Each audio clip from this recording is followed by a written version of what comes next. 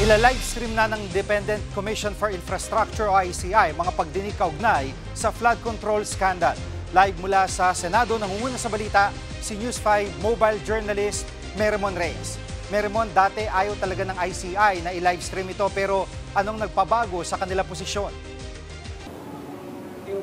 Oo, Jiggy, samot-sari na ang mga panawagan ng mga opisyal at ng mga ordinaryong mamamayan na dapat daw i-livestream ang hearings ng ICI. So ito marahil ang nag-udyok sa komisyon para magbago ng desisyon. At kaya simula sa susunod na linggo, Jiggy, mapapanood na online ang mga pagdinig.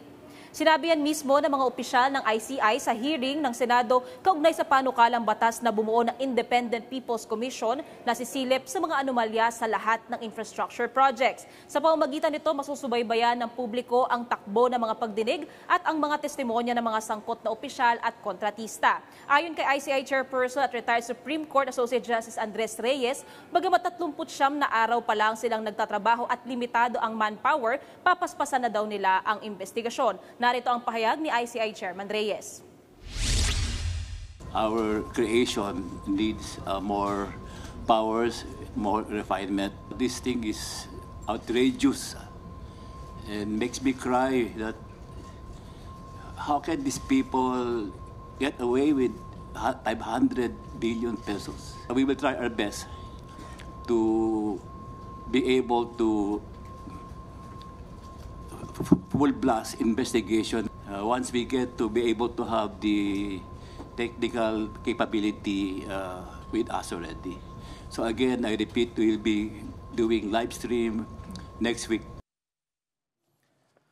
At salamat naman at nakinig ng ICI sa public opinion, no? Pero Meremon, itong takbo ng kanilang investigasyon, nagbigay ba ng update ang ICI? Jiggy, ayon sa mga miyembro ng ICI, 40 tao na ang napatawag nila. Kasama dyan ang ilang senador, kongresista, kalihim at mga kontraktor. At base raw sa mga testimonyang kanilang narinig, nakakaiyak umano ang lawak ng katiwalian. At ang masaklap daw dyan, meron 3 anti-corruption agency ang bansa, pero wala sila sa kalingkinan ng lawak ng kapangyarihan ng anti-corruption body sa Hong Kong at Singapore. Pakinggan natin ang sinabi ni ICI member at dating DPWH Secretary Babe Singson. I could not believe what I was hearing in terms of the magnitude of the corruption. And I tried to analyze where did the system fail.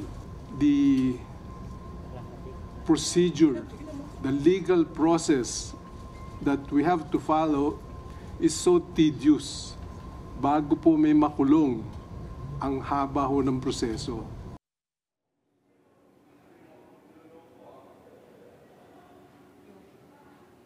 Jiggy, na ibahagi rin kanina ni ex-Senate President Franklin Drilon na pagkatapos ng sinagawang hearing ng Senate Committee on Justice and Human Rights, technical working groups naman ang gagawin para raw linisin at busisiin itong panukalang batas. Na ibahagi rin ng dating senador na sa kanyang obserbasyon sa lawak daw ng issue ng korupsyon, nakikita niyang meron daw failure sa justice system ng bansa. At yan muna ang latest mula dito sa Senado. Balik sa iyo, Jiggy.